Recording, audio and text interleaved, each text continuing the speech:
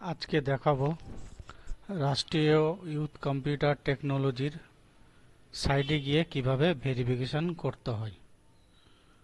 সেটা start now. Google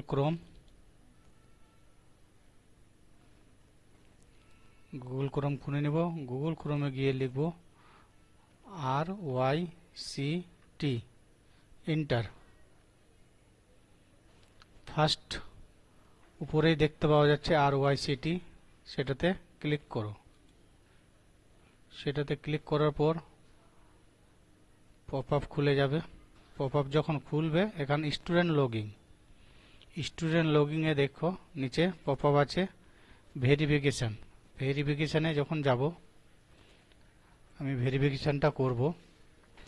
verification করার সময় মনে রাখতে হবে রেজিস্ট্রেশন আইডি।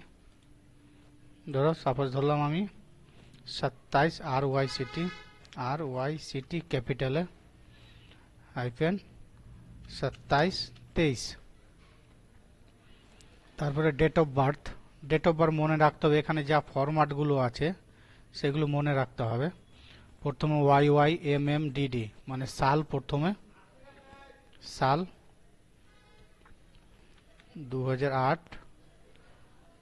পেন 12 মানে মাস, তারপরে তারিখ, ডিডি মানে তারিখ 04। তারপরে ভেরিফিকেশনে ক্লিক করতে হবে। এবার নট অ্যাপ্রুভ মানে এটা অ্যাপ্রুভ করা নেই।